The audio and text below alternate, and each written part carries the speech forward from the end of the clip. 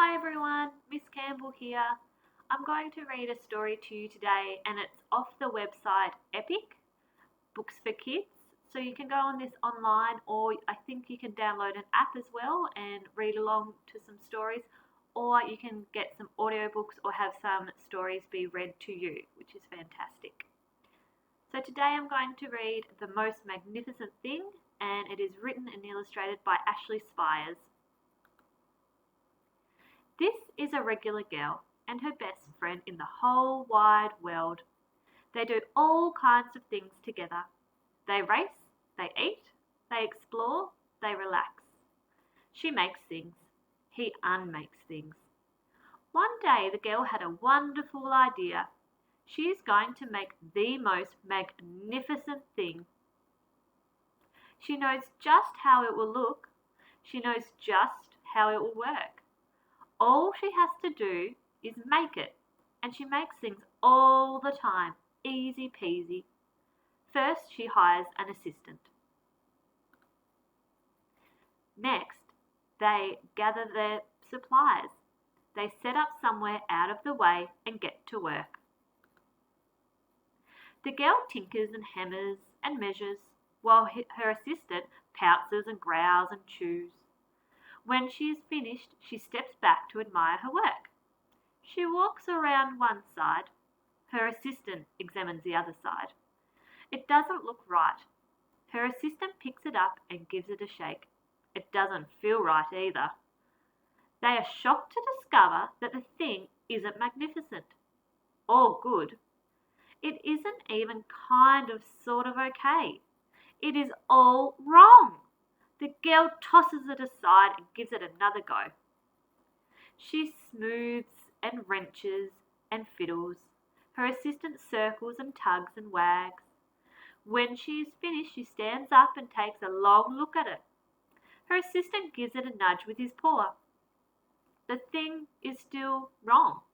She decides to try again. The girl saws and glues and adjusts.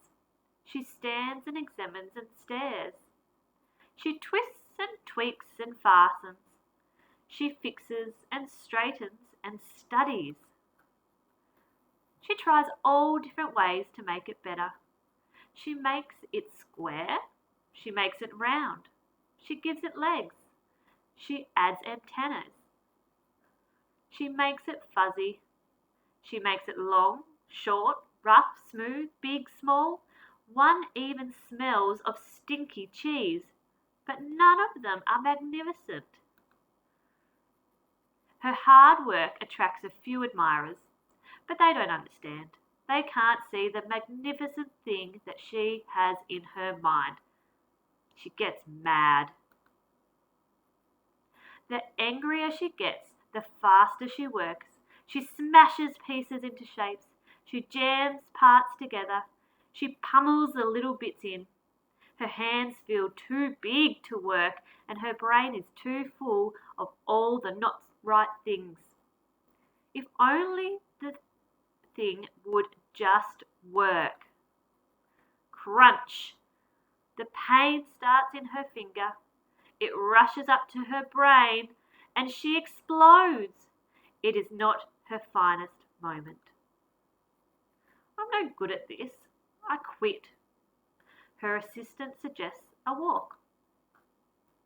It's not much help at first, but before long she starts to feel different. Bit by bit, the mad gets pushed out of her head. As they stroll along, she comes across the first wrong thing she made. The bad feelings are about to start all over again. Then she notices something surprising.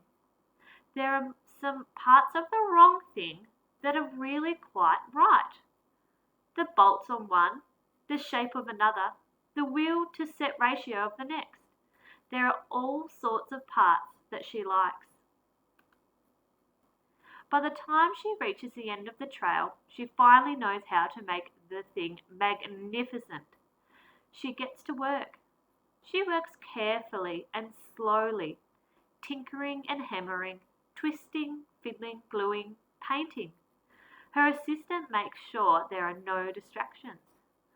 This is the perfect thing to ward off bears.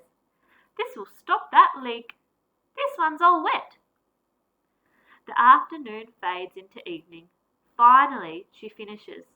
She alerts her assistant. The pair take a good long look. It leans a little to the left, and it's a bit heavier than expected. The colour could use a bit of work too, but it's just what she wanted. They climb aboard and take it for a spin. They are not disappointed. It really is the most magnificent thing. Thanks for listening, guys.